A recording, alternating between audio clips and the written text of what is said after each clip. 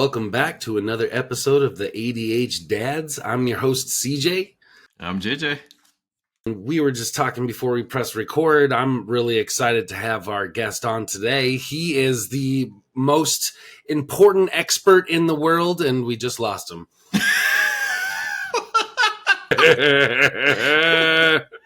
He's like, I can't handle that recognition.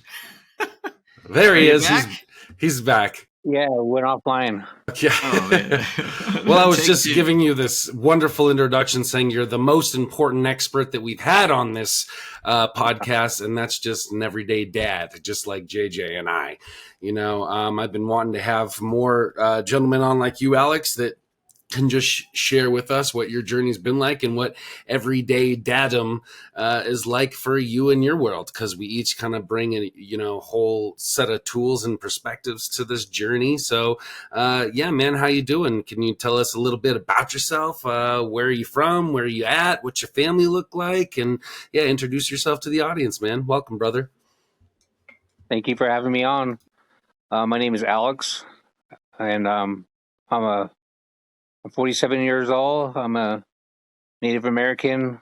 I'm from the Navajo tribe, and I was born and raised in Farmington, New Mexico, which is in the four corners of the country of Colorado, Arizona, Utah, and New Mexico.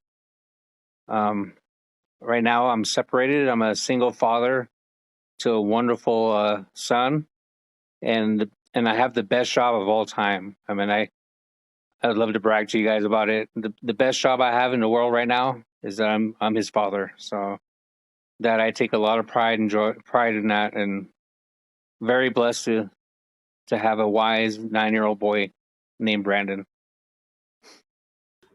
That's beautiful, man. I love hearing that, and I love hearing the pride in that, because not a lot of guys, when you say hey, what do you do, they don't offer that out, that father is the first thing, and that's something that I've been trying to get more familiar with and do and have a lot of pride in. When I started this stay-at-home dad journey, I kind of had like a lot of like mixed feelings about it, and it brought a lot of like imposter syndrome and insecurities with it. And I was like questioning, like, well, but I should be working or providing. And I would always tell people, well, I'm a freelance entrepreneur. I work in production, which is freelance now. And it wasn't until we started this podcast and this coaching journey that I really started owning that and having pride with it and throwing it out there, and it's really cool when I meet somebody that says like, oh, wow, that's so cool, man, and really enjoys that.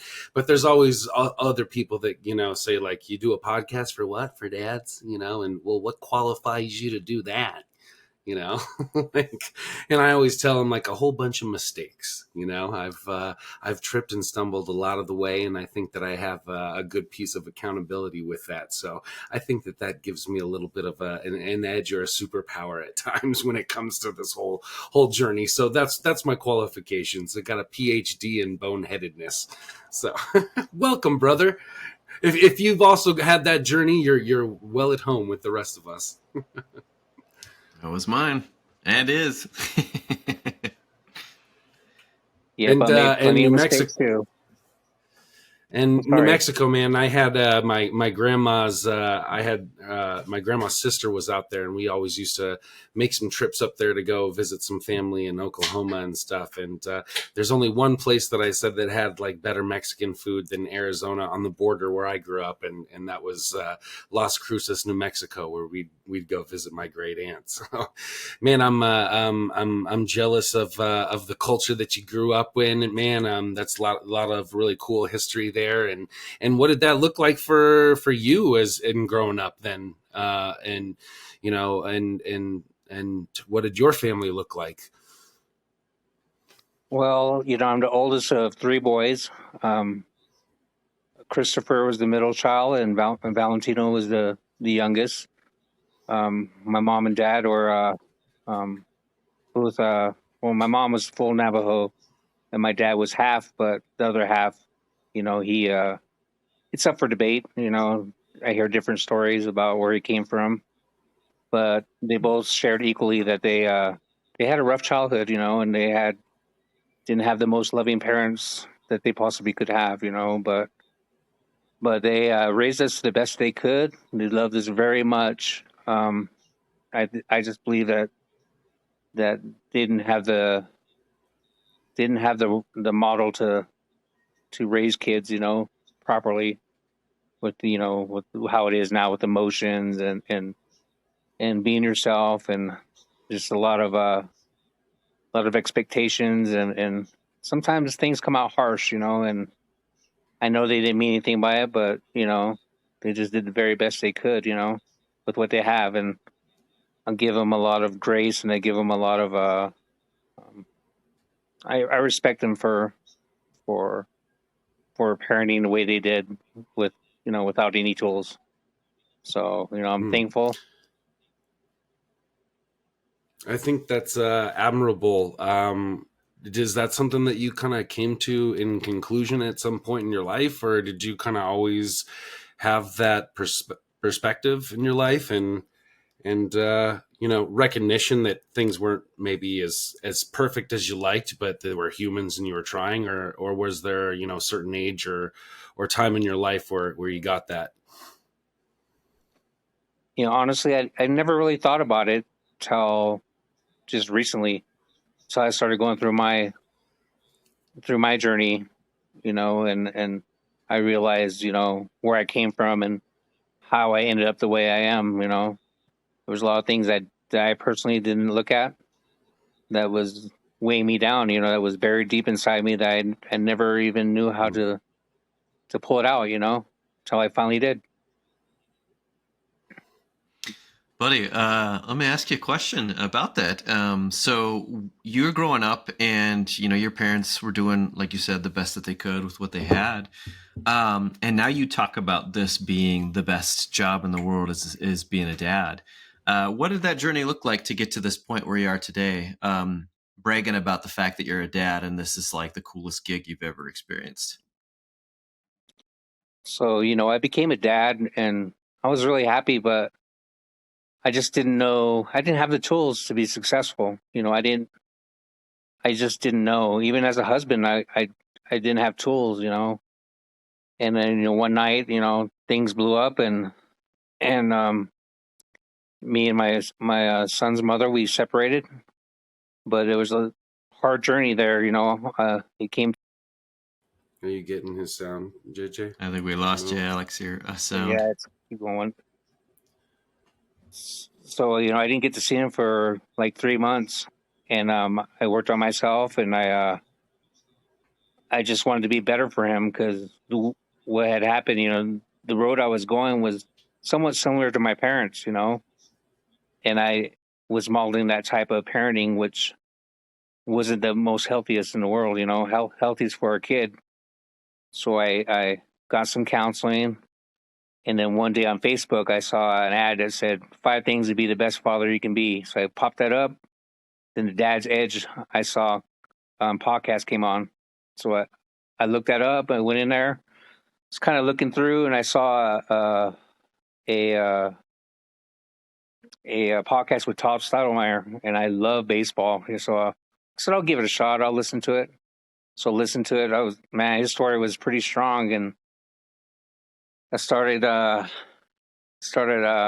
learning things, learning how to be a better father, be present, give him psychological safety, all that, all the good stuff that we learned in the Dad's Edge, And then after a while, decided to take a patience course, and then I got into the Alliance, and I've been enjoying every minute I've been there, just becoming the best father I can be, and just picking up tools. And I call myself a Frankenstein father, because I take different things from everybody.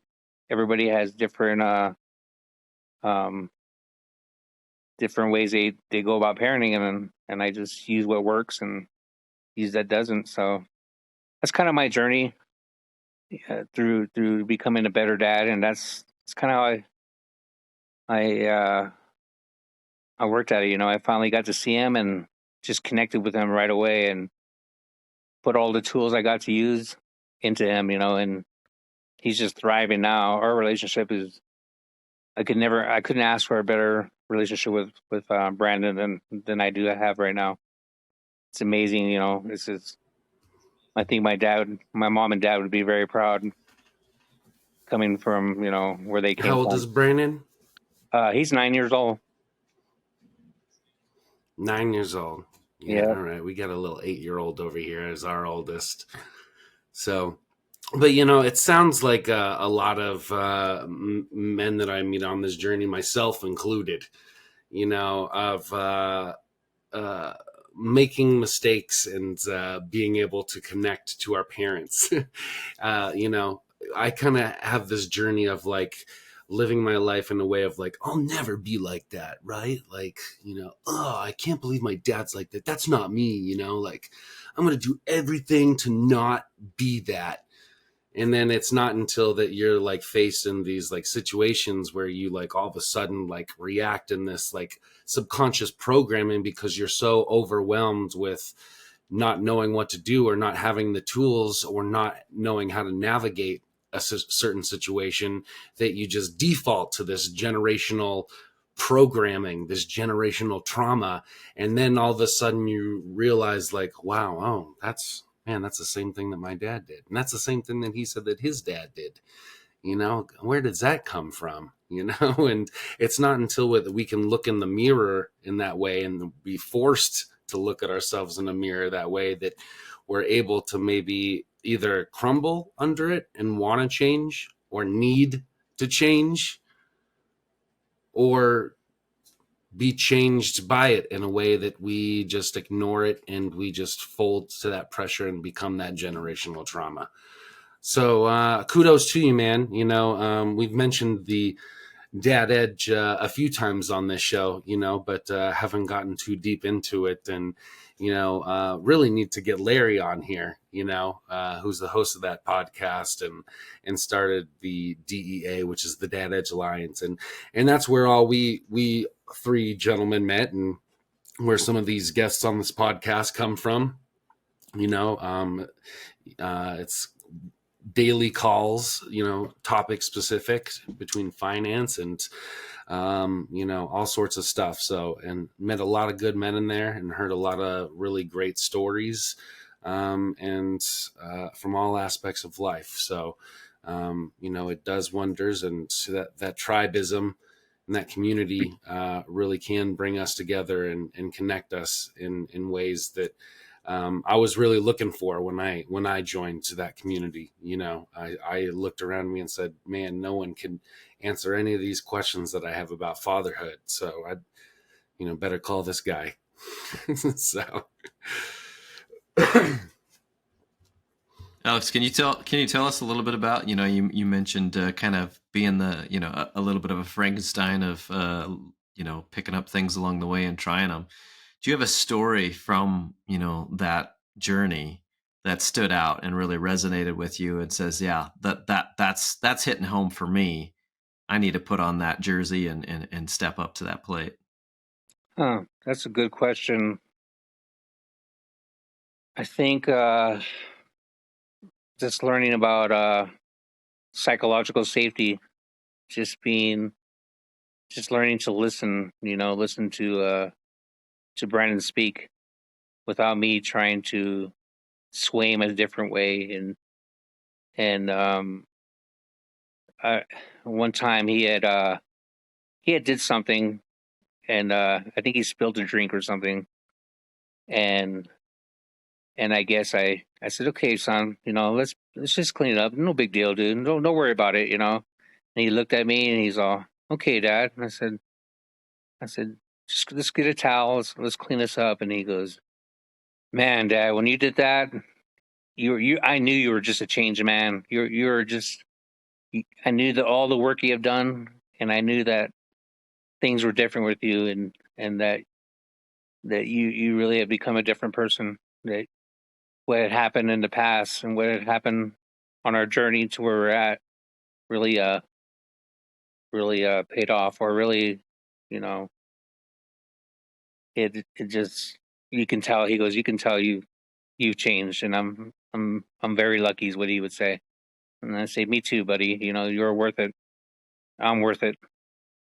Worth the hard work.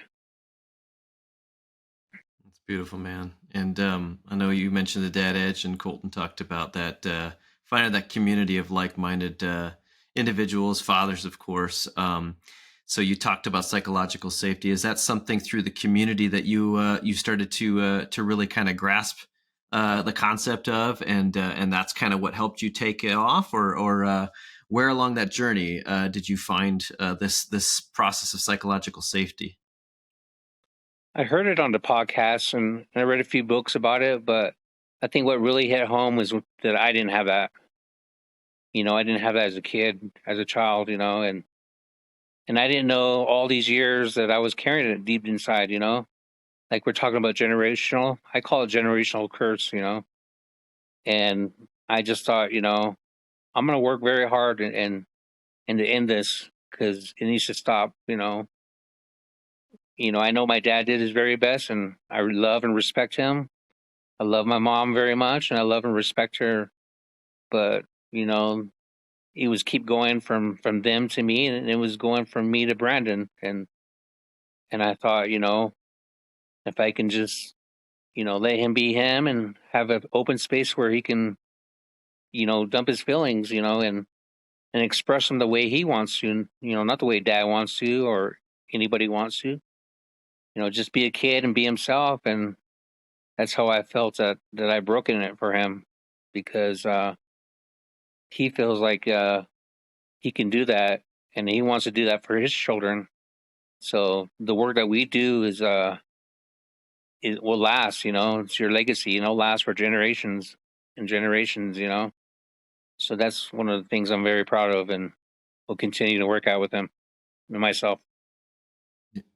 That's beautiful, brother. And I gotta say that I really honor that in a couple directions. Like you were saying, you're doing right by Brandon by practicing these ways of psychological safety, and reflecting on the things that maybe your parents did that you would like to break the cycle from. And dare I suggest that part of loving on your parents is identifying those areas where you noticed an opportunity for growth in yourself to push past from that generational cycle of trauma. And I don't know.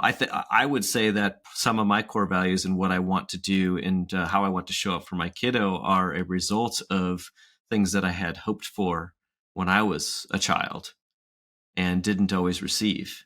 That's been an ongoing story of my own.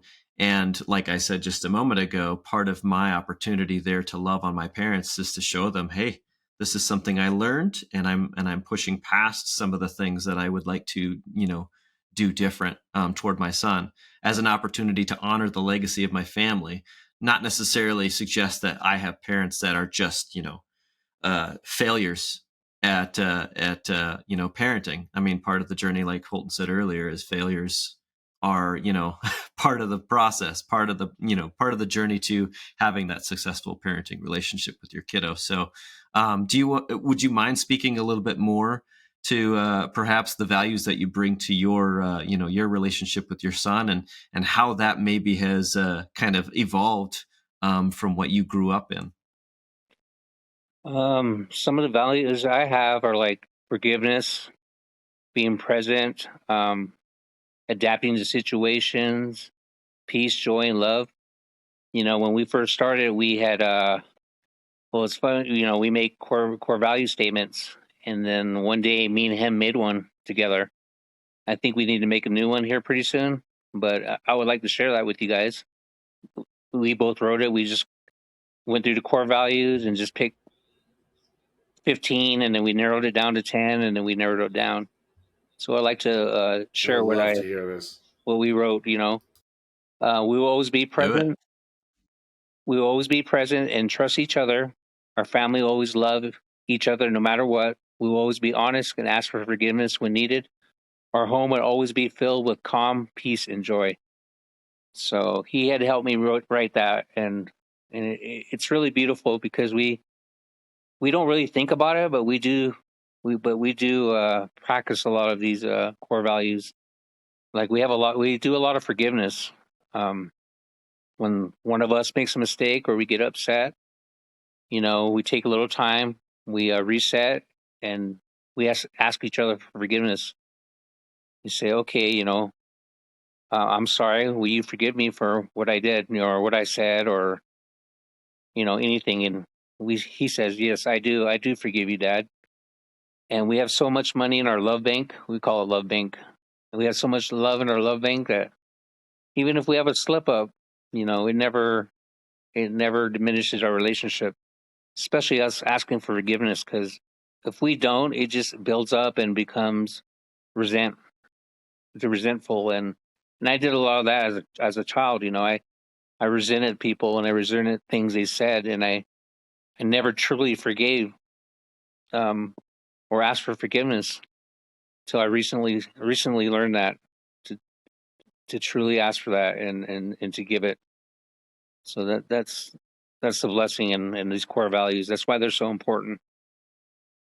And I suggest everybody to take a little bit of time and do that with yourself and with your family. They are important. So many of us go through thinking of our anti-core values, right? Like we just like go and we just project out there every day, like, well, I don't want to do this. I don't want to become this. I hope I don't fail in this way. I hope people don't view me in this way. And we just like create these realities for ourselves in trying to run from them. And there's such a power in shifting the narrative. We just did this episode about, the stories we tell ourselves and how powerful they are, and I know that from personal experience, and forgiveness is one of my core values and our core values in our family.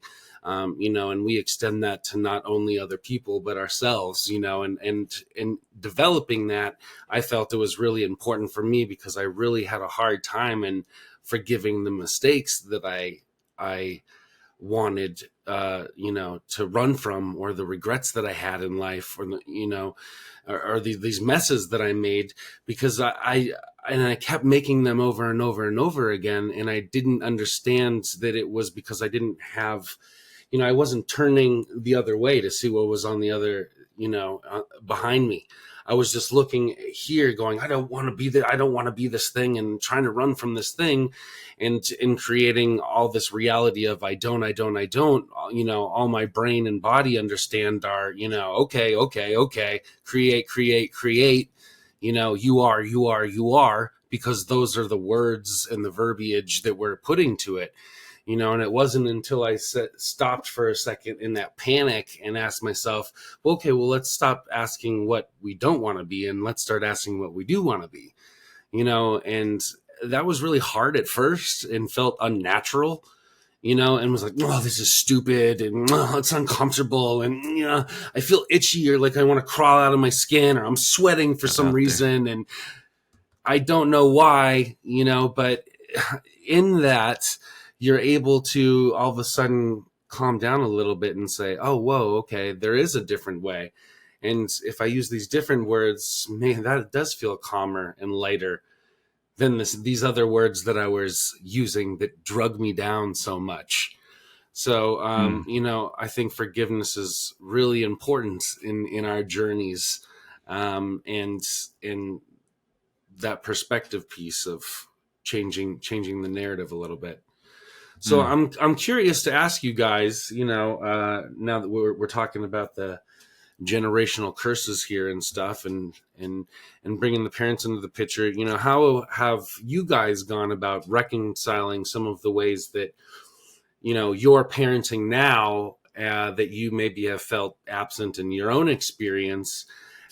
Are those conversations, are you able to bridge those gaps now with that older generation, aka your parents, and or are they still kind of in their ways and we just accept it and move on? I'm just kind of curious where you guys are at with it. Colton, I'll just tell you this little bit because it's funny you worded it just that way. I have had conversations with siblings about our parents, and then the one statement that I've heard is, oh, that's just mom. So there's acceptance and denial in that statement, I think. Like, Yeah. oh, is this just who they are? Are Well, we I are we going through this anguish, this this mud, where are we going and getting ourselves really dirty so we can come out the other side and find a way to a healthier, cleaner living? Is this our torch to carry? Are we taking this on, or do we need to now try and suggest to the older generation, I've found a better path? That's one thing that I've actually been challenged with, that I struggle with, because I have that I have not had that conversation with the older generation, like you, who has had it and seen some recent success with it. So I appreciate the question, but I will say that I have a pause to my answer.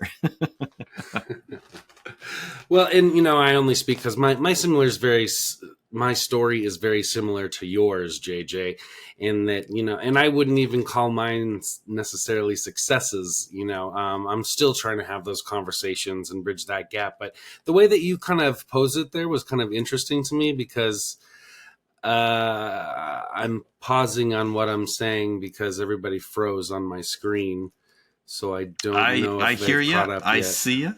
Okay, You look like it's a pixelated mess, but we see you. You're still beautiful.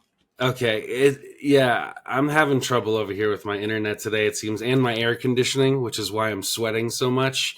Our walls have rotted from the water damage of Hurricane Hillary out here. So the asbestos guy came today and did an analysis, and it was not good. So we have these industrial size dehumidifier fans running in the house right now, and the AC is turned off, and it sounds like we're in an OK Go music video or a Missy Elliott music video or something, where there's just fans everywhere. And it's hot, brother. I'm just hot. I'm trying to get through this interview with a shoddy internet and no AC, and you guys keep freezing on me. So Well, like you said, stumble along the way to success, buddy. We're right here with you. We but forgive but Back you. to that. but yes, Yeah. back to that question. My journey is just so similar to yours, and I'm still trying to bridge that gap. And you said, sometimes in those efforts, that when we talk to our parents, that it does suggest that I've found a better way. And I don't know how the older generation of our parents will receive that message. I don't know if they're necessarily open, or would you be open to the idea of your kids coming and saying, hey, you me up and I've found a better way. Listen to everything that I've done better in my way of doing this, So Well, that's that's a part of the. delicate conversation to navigate, right? Without offending anybody. Correct. Yeah, and that's the part of the conversation where we continue to learn these skills to to create even psychological safety for the other direction, into to our parents. What does that look like? We can talk about the things that we think and the things that we feel, and we can present it as such. And this is our being. This is our experience in life, and it will probably result in a difficult conversation that could be a little tense. And even further, it's possible that you will be denied your right to have those thoughts, because those thoughts don't align with somebody else's thoughts, aka your parents. But as we know full well that whatever their perspective is, I have my proof, you have your proof. Okay, I have feelings, and those feelings are real and they're legit. And this is why I want to present this information to you as my parent, because I care about you, I love you, and I understand that things are a little bit different between us. And there's been some trauma, some challenge, some hurt. And with that comes this conversation where we're at today. So yes, you can come to somebody who could say, Dad, you really messed me up. I know a better path. My kids are never going to turn out like me or like you, because I found a better path. Or you could say, Dad, there are some things, or Mom, there are some things that I'd like to talk to you about if you're interested. This is honestly my attempt to, kind of try and, find a way to connect over things that are hard, because I know that they are unresolved. And I have this thought in my head that if we do talk about them, we might not completely resolve it, but there's a chance that we can get to some further healing here. And I like the idea of that open conversation, that invitation to connect, as opposed to, an opportunity to throw something at them and hope that, whatever damage you're creating is somehow bringing them to the light. Yeah, I agree with that. Is that thin line of talking to them about it and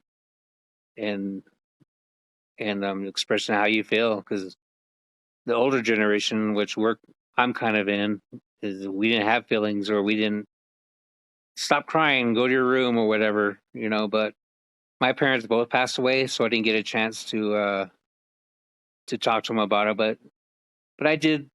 But I've been reading, the Desmond Tutu's forgiveness book, and I've been working on forgiving them, even though they didn't know. It was brought up to me, did you bring it up with your mother? And I said, I never did. I never got the chance.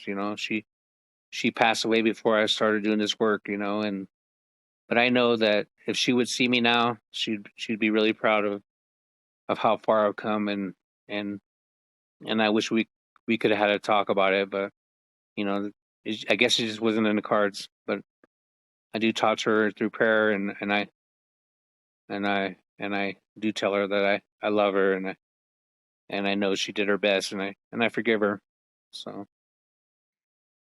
And that forgiveness and demonstration of that love is actually being practiced still, even though, she's passed away. I'm sorry for your loss. But the fact that you are showing this to Brandon on a daily basis with him is an example of how you are having that conversation with your parent, through that forgiveness piece, through that psychological safety, showing up and allowing for that forgiveness communication to be open and flowing freely.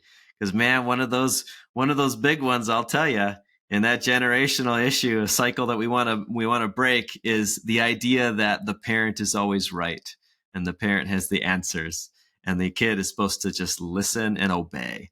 You know what? I think one of the most beautiful things that I've learned from you, Alex, is that your son can teach you so much more than you ever anticipated. That's what my son does regularly, and it's a beautiful gift. It sets us up for those great conversations about forgiveness down the road and in the present. yeah, he teaches me a lot. He teaches me unconditional love, and I don't know if I truly got that, but he gives that to me, and I give that to him, and it goes both ways, and it's beautiful. I mean, I just hope everybody would at least feel that for a little bit, because once you feel that unconditional love of a 9-year-old boy that's telling you, I forgive you, Dad, and I'm not mad at you, and I know who you truly are, and people will see who you truly, really are, Dad, like I do. Just give yourself some grace, he'll say. And I'm like, geez, dude, you're only 9 years old. You know, I'm like, he's an actor. He's it a sounds like it sounds like you have a pretty transparent relationship with your son too. Do you guys share the obstacles and the hiccups and the rock bottoms and the tribulations along this process and what you learn from them? And I ask that because I find that it's kind of like valuable in my own parenting journey. It's something that I, within reason, right? Like when the kids are of a right age, I do look forward to having some, conversations maybe when they're going through some rock bottom moments of, I've been there, and oh, here's my rock bottom, and Dad's not so perfect, and here's what I learned about that. I kind of Hurricane look Hillary. forward to, I, dang it, you lost me again, huh? But For a second there. yeah, I look forward to those opportunities, and I think that my parents definitely kind of shied away from them, or maybe didn't know how to have those talks with me. So, is that something that you, are pretty intentional about, or putting into your relationship with your son? Yeah, I'm really intentional on that. I did tell him about the hard parts I went with, with not seeing him and missing him, and And, even to this time, there's times now that I really miss him. But, I share how I feel with him, and he shares how I feel with him. Honesty, even though it hurts, sometimes he'll bring up things when what was it? He said, like, he said, bad daddy, or, not the best daddy I was, and I said, you know what, I did say those things, or I did those things, and those are things I'm not proud of, and dad wasn't well, and dad didn't know how to be a dad. I didn't know, son, and I hope one day that you know that I really did my best, but now I really am doing my best, and he can be open and hold me accountable for some of the stuff that I did. And I know it hurts, and it sucks to hear it, because you want to hear all the good stuff, but there's the other side too that you got to take too, and I've learned to take it and learn to thank him for sharing how he feels, because that's how he feels, and that's from his perspective, and I learned not to mess with that, and to give him that, because he is a person. He might be 9, doesn't mean he doesn't have feelings or views on things, and he should be freely the same, and that's how I give him open forum for him. I can respect that, brother. I think that we really do have to take into account our kids' perspectives and experiences uh, as they have them growing up. I'm thinking back to an experience that I had with my own dad recently, and I was talking about this memory that I had of a situation that happened. Am I cutting out on you again? Oh, You're okay. here. We Okay. hear you, audio. When I can remember this happening a few times. You were talking about the spilled milk situation kind of earlier, or some spilled food, and I remember a few fights going on between my parents as a kid, where I could hear dishes breaking on the other side of the wall, or commotion going on, and I would come out and there would be, the leftovers of dinner scattered on the wall or the floor, or across the counters. And my parents would be on opposite ends of the house, not talking to each other. And I would be the one that would be sent to clean that up, the dirty dishes and the food everywhere. And it sounds like a minor trauma as far as, like, domestic abuse goes, but it happened multiple times. And I just remember being so pissed off as a kid of, like, why do I have to clean this up? Why am I the one that's being put in this and having to, like, clean this up, literally and metaphorically, as the kid? And I just, those situations really stuck out to me, and I carried a lot of resentment because of that. And that happened multiple times, and again, we were trying to bridge these gaps of these generational curses, right, with our parents. And I brought this scenario up to my parents, and I said, you guys remember that? And they, no, what, that never happened, and they had no recollection of it. And it just kind of feeds itself to the idea of the way that our older generation handles it, which is sweep it under the rug, don't talk about it, go cry in the corner. It happened, don't bring it up, move on. And in that dynamic, I experienced this trauma in the form of resentment and this generational curse that imprinted on me, that I carried with. And it wasn't until maybe I was sitting in a relationship with an ex-wife, in the relationship, and there was a bowl of, food spilt on the counter myself after an argument. And I go, oh, this is familiar. How did this happen? How did we end up here?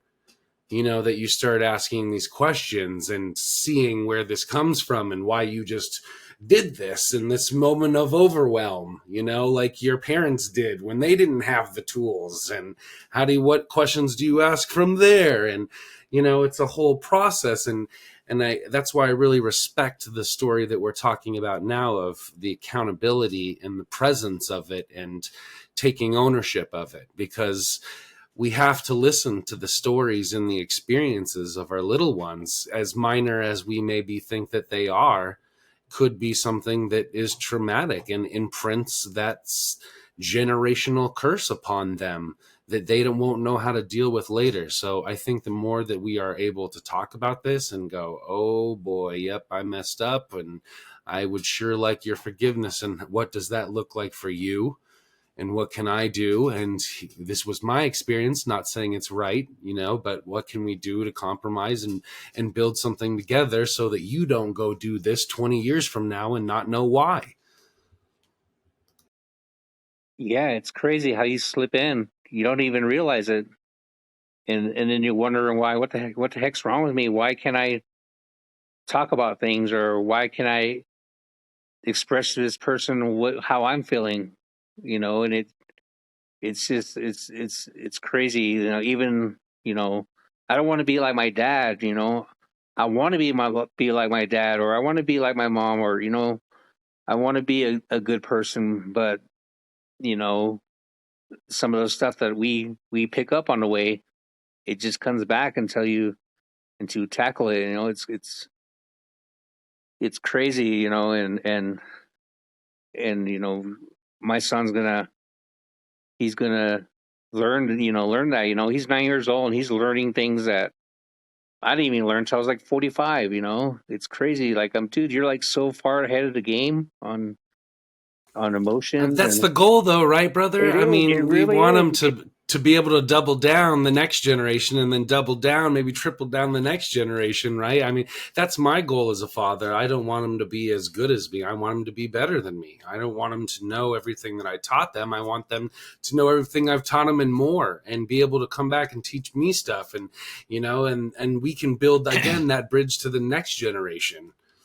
And then the balance is we don't want to put that pressure on them to say, Yeah. I was trying to improve, and I know that you have the opportunity to be better than I was. We still want to be that example. Yeah, you do. Well, But yeah, and I think that like you say, it's more of an example rather than teaching, and I think a lot of us miss the ball on that. We want the kids to be better than, so we try to teach them, give them the words rather than living up to it. And they say the best examples are caught, not taught, and that is definitely true. And the older that I get, the more that I realize that all of those arguments that my dad and I had, I now agree with. But he was doing it at a volume of a voice, and he was throwing the food around the kitchen, so I couldn't hear anything, because all I was worried about is, damn it, I'm going to have to clean this mess up later, so I tune out, so, but the older that I get, I like, all of a sudden I can tune in, and the Charlie Brown voice of the wah, wah, wah, all of a sudden becomes clear in like when I turn every year older, like I get more and more of those conversations become clear, and I go, wow, that was what dad was trying to say, but we just couldn't connect in his generation and mine, and we didn't have the language but now that I walk through this and stumble along the same mistakes, I'm realizing that he was trying to tell me something back then, but I wish that he walked it a little bit better, or with more dignity or grace. And Yeah. that's, I think, the journey that we're all trying to do now in this generation, and exemplify it rather than teach it, and that's a lot harder said than done, brothers. Yeah,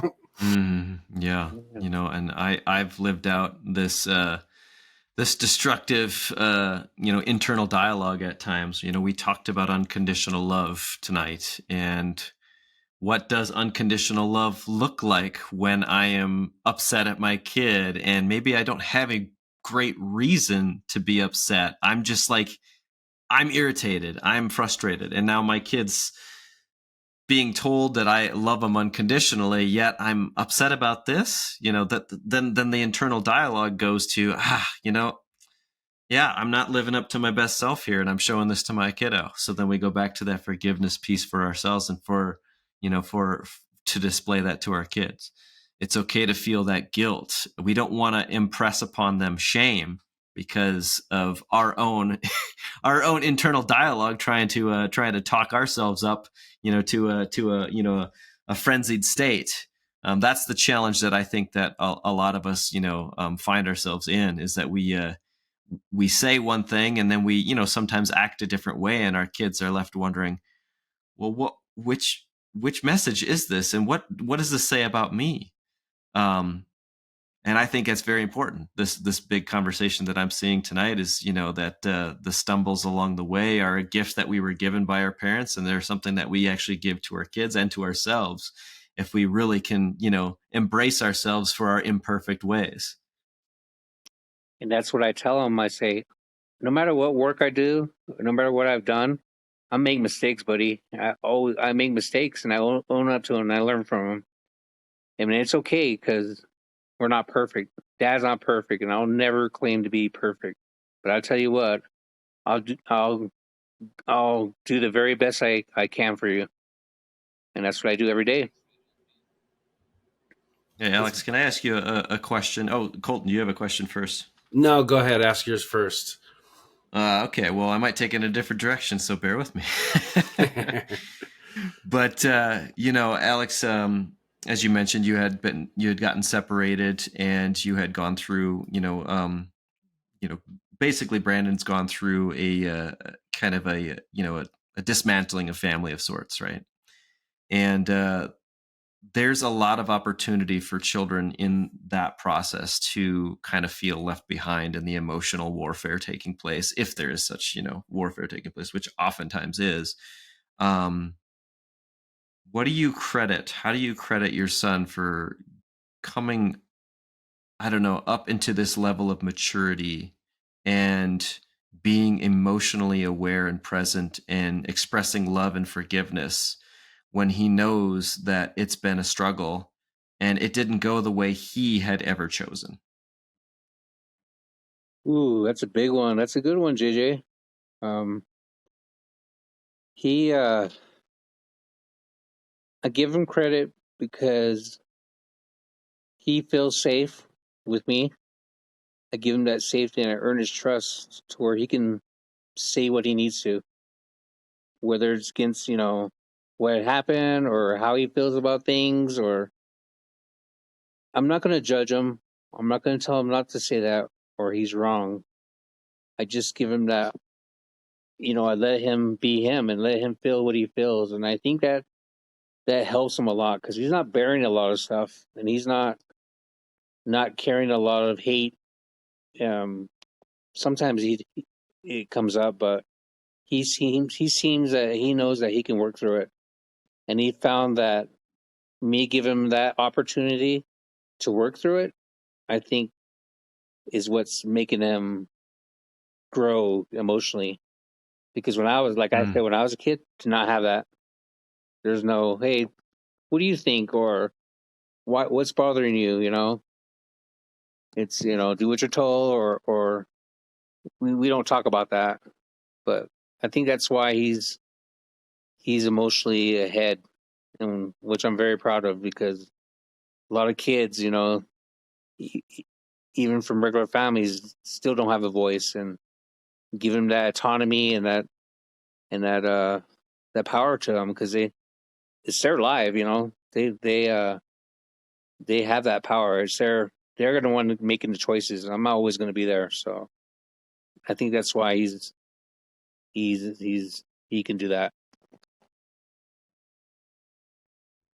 Mm. Yeah, that's a wonderful thing, that I think a lot of parents have this protective nature about themselves. Or, oh, don't go outside without a coat on, or don't climb on that, you could fall. And they get themselves stuck in that trap of overprotection, and then our children, as a result, have to seek out somebody else to understand how to comfort, which of course isn't directly asking themselves. And when we allow for that, to play itself out, or to simply ask our kids, what do you need in this moment, for them to be able to ask themselves that question and look inward as opposed to externally for that, for that guidance. I think that definitely brings them to that place, Alex. I agree. It does, and I have a good story for that. We had did Joseph, the musical, Joseph and the Amazing Technicolor Dreamcoat, and yesterday was the last show, and he was pretty bummed out because he didn't get to see his friends anymore, and somebody was moving. So on the drive home, he wasn't saying very much. So I kind of reassured him, all of the lessons that were out there to learn, And then when we got out of the car, he was really upset. So I just let him be.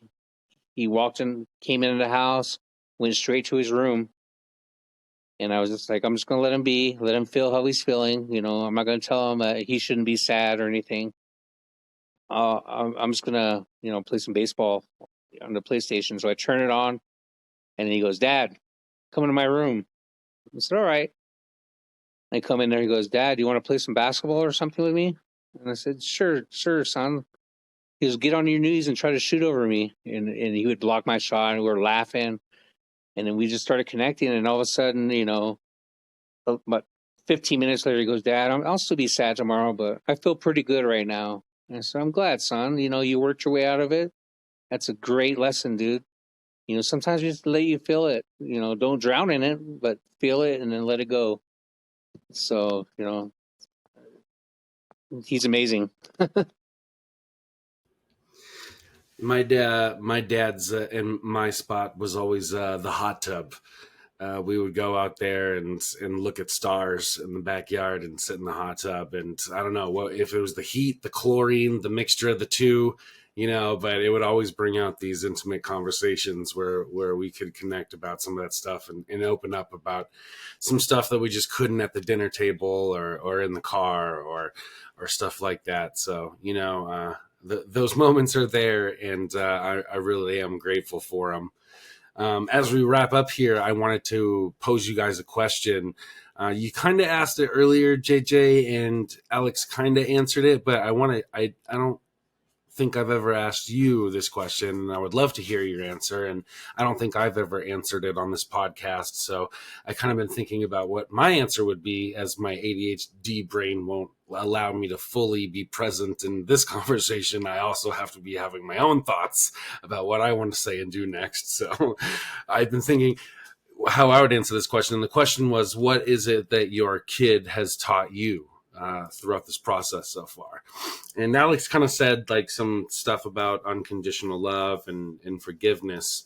But I want to pose that question to you guys if you have a different answer, Alex, and to you, JJ. What is it that your thing? What is it that thing that your kid has taught you that maybe you didn't know before you were a parent that you have during this experience or through that relationship with your kiddo? Well, then I've got everything figured out. Yeah. No, Well, first he off, just told I you want the to. other day, right, that you know more than mom, so you know everything because you know what kind of cereals you have, and you didn't have to look. Oh So, man, yeah, guys, that was so funny. He told me, he says, "I know everything," and I was like, "Oh well, what makes you think that, buddy?" Earlier in the day, he asked me, what cereals we had on hand, and I told him, while not looking in the pantry, what cereals we have. So that's later what he used as his answer for why I know everything. And so I just love that, telling that story. I think that's hilarious. And if I know all the cereals we have on hand, and that makes me a genius, well, I'm gonna take it. But God, I mean, you want me to narrow this down in how many seconds do I have? Because that's not realistic. But I'll share with you one thing that I think is incredibly important as it relates to multi-generational trauma too. Is that I suffered from invalidation growing up. I didn't really receive a lot of validation from my parents, and there was a lot of teaching opportunities that they brought forward. If I said I was struggling, there was a lot of the times the question would be, posed in many ways, but what did you do to cause that? Or maybe you're just not seeing it right. It was so hard to have those feelings of mine validated. And there are times where Cohen is in his feels, and it seems to me to be somewhat of an irrational thing. And I have a hard time sometimes, because of what I learned, just letting go of that crap that I'm trying to talk about myself and rationalize the situation, because I am in a different space and a different place in terms of my emotions than my kiddo is. So I might be feeling agitation, and he might be feeling scared or sad. And there are opportunities there that sometimes I've failed to recognize, and other times he's succeeded in reaching me with. So he'll tell me, like, we're very literal people sometimes. So literal means, I want a straightforward, straight line answer. It shouldn't be any more words than it has to be sometimes. That's how I operate. And he'll sometimes give it to me straight, and it'll be to the point. And I know this is very generic in what I'm saying, but he'll essentially just smack me across the face with, this is what's going on. And I'll say to myself, absolutely. Think for a second. Don't try to put yourself in his story, in his head, and be his protagonist, but let him be his protagonist, because his perspective is completely rational to him right now, even though his emotions are where they are.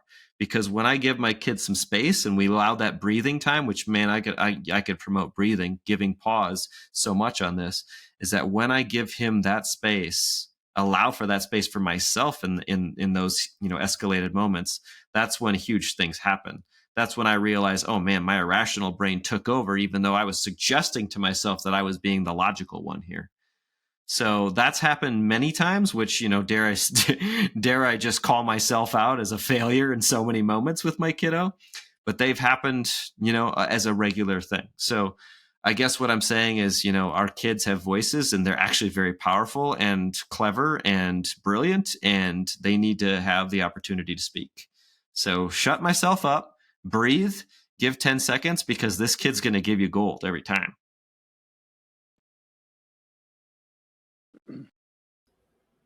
Alex, has your answer changed at all, or from that question earlier? Um, And JJ, also, I appreciate what you said, brother. yeah, there's a lot. Validation is important.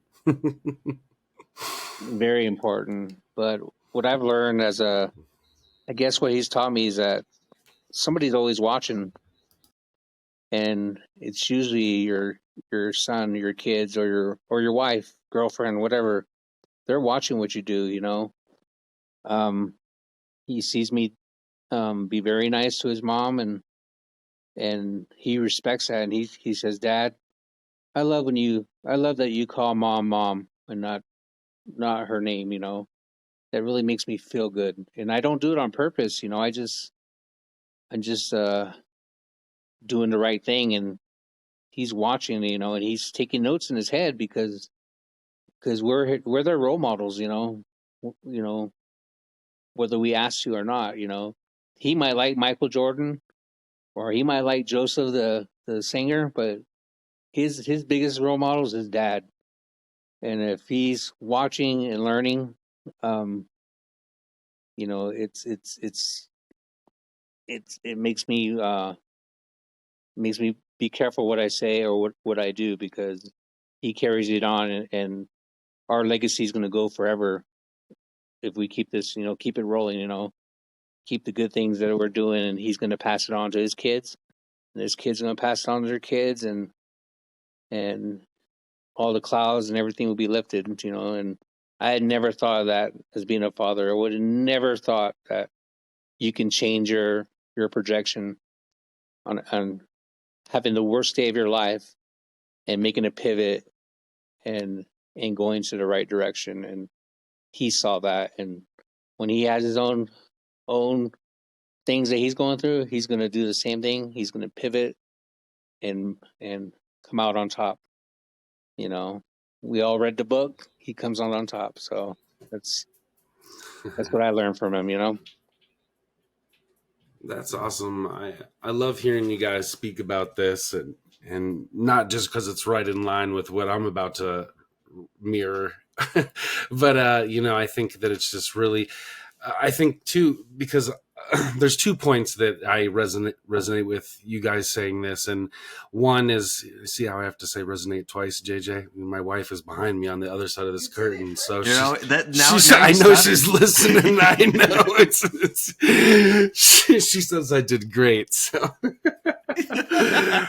but this resonates with me in 2 ways. One because like I feel like my answer is also the thing that I felt was my weakness, and that I could never, that was unattainable to me before I was a dad. And once I became a dad, now I feel it's my biggest strength.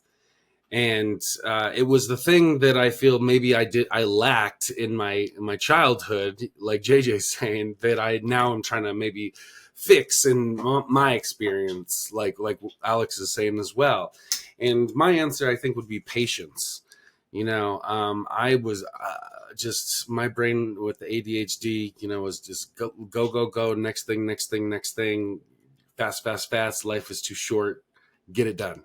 And my best friends that, I've known for, 15 years has always said, Colton, you gotta slow down. And I don't know how to. Life is too short. We gotta keep moving. Next thing, go, go, go. You know, and I never thought that was going to be obtainable for me. I just thought, no, I just can't. My brain doesn't work that way. I can't slow down. And it wasn't until I had kids and I saw the impact of that. Basically what you guys are saying in this, my story that I told myself was I was misunderstood. I wasn't given the space to express myself and my thoughts in a way that felt safe. I was always told, no, what did you do to deserve this, or put yourself in here?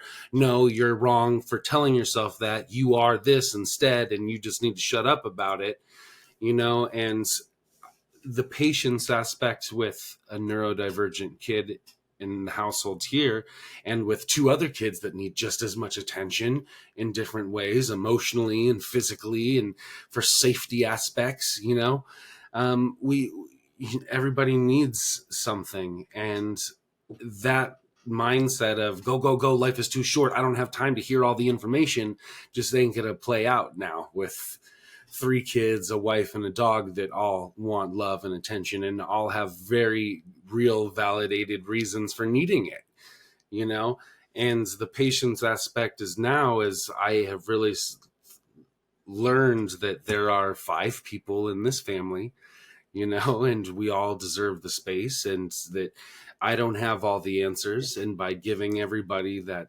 space and that psychological safety to be able to give their opinions into the hat, we can maybe like piece together a puzzle of like how to solve these obstacles that come at us from left field. Because, there's been a lot of really great moments that, our 9-year-old has taught me, with art, with working in Photoshop, with technology, and even life lessons with, what the cool kids are doing and saying, and how they're operating and socially, and how it works in the lunchroom now, and things that I, am out of touch with. And she can offer these really like valuable insights into her life.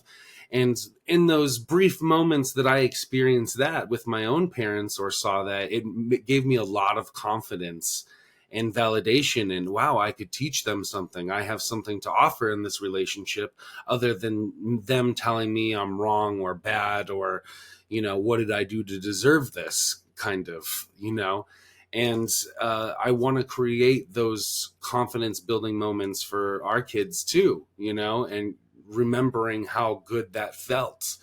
And the way that I can do that is not by, telling me, or, breaking food containers like my dad was trying to do it in his way. I'm trying to do it in a way that shows them, not tells them. And that requires patience and listening and all these skills that we talk about.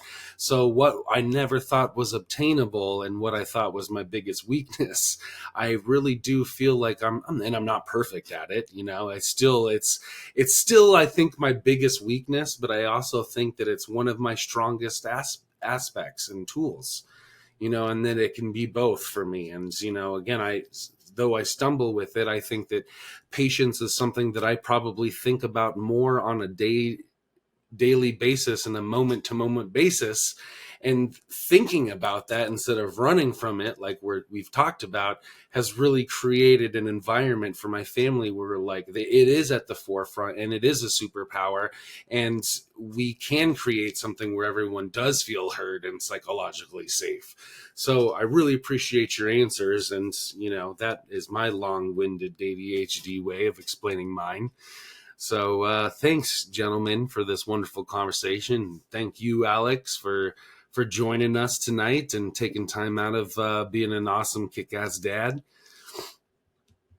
Yeah, thank you for having me on. It's been it's awesome. I would have thought I'd be talking about parenting 3 years ago, and then here I am.